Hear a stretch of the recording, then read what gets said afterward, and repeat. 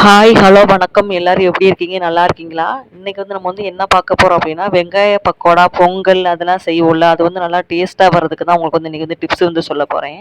First வந்து வெங்காய பக்கோடா வந்து செய்யறதுக்கு என்ன பண்ணணும் அப்படின்னா, வெங்காய பக்கோடா வந்து நல்லா கடலை மாவு, வெங்காயம் அதெல்லாம் போட்டு பிணைவோம். அப்படி பிணையும் போது அதில் வந்து எக்ஸ்ட்ரா ஒரு பொருள் போடணும். என்ன அப்படின்னா, வறுத்த வேர்க்கடலை இருக்கும். அந்த வறுத்த வேர்க்கடலை வந்து நல்லா பொடியாக்கி நல்லா நைஸா வச்சுக்கோங்க.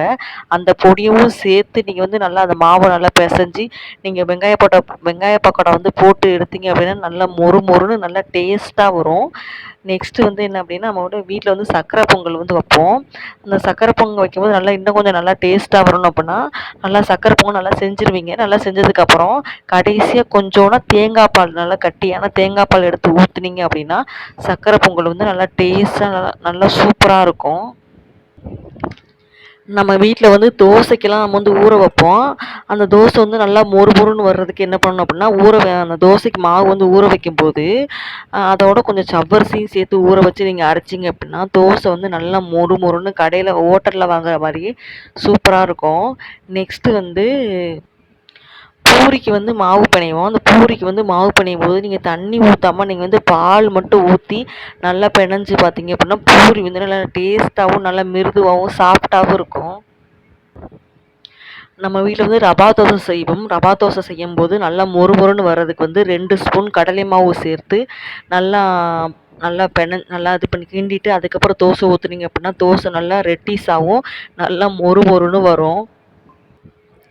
நம்ம வீட்டில் வந்து ரசம் செய்வோம். ரசம் வந்து நல்லா டேஸ்ட்டாக வர்றதுக்கு என்ன பண்ணணும் அப்படின்னா, அந்த எந்த நீங்கள் ரசம் வச்சாலும் தக்காளி ரசம், லெமன் ரசம், புளி ரசம் எந்த ரசம் வச்சாலும் அந்த தக்காளி ரசத்தை வந்து இறக்கும்போது அதில் வந்து ஒரு 15 திராட்சை பழங்களை வந்து போட்டுட்டு இறக்குனீங்க அப்படின்னா நல்லா டேஸ்ட்டாக இருக்கும்.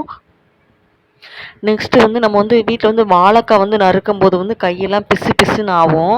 அதுக்கு வந்து ஒரு ஐடியா சொல்கிறேன். அதுக்கு வந்து என்ன பண்ணோம்னா, அது வாழைக்காய் வந்து நறுக்கிறதுக்கு முன்னாடி 2 கையிலயும் கொஞ்சோன்னு தூளுப்பு இருக்குல்ல, அதை எடுத்து நல்லா கையில் தேய்ச்சிட்டு அதுக்கப்புறம் நறுக்குனீங்க அப்படின்னா, உங்கள் கையில் வந்து ஒரு பிசுபிசுப்பு கூட ஒட்டவே ஒட்டாது. நம்ம வீட்டில் வந்து பருப்பு பொடி செய்வோம். அந்த பருப்பு பொடி செய்யும்போது துவரம்பருப்புக்கு பதிலாக நீங்கள் வந்து பொட்டுக்கடலை, தனி மிளகா, பூண்டு, கொஞ்சோண்டு தேங்காய் அதை நல்லா நைஸாக பொடியை அரைச்சி நீங்கள் வந்து இட்லி பொடிக்கு யூஸ் பண்ணீங்க அப்படின்னா நல்லா டேஸ்ட்டாக இருக்கும்.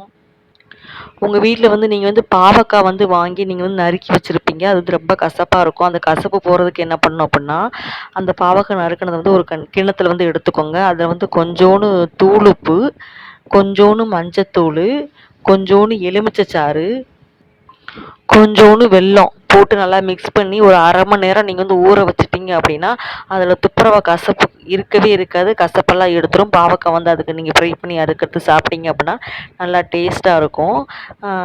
இந்த வீடியோலாம் உங்களுக்கு யூஸ்ஃபுல்லாக இருக்குன்னு நினச்சி நான் நம்புகிறேன். எனக்கு நீங்கள் சப்போர்ட் பண்ணுங்கள். இந்த வீடியோ பிடிச்சிருந்தா லைக் பண்ணுங்கள், ஷேர் பண்ணுங்கள்.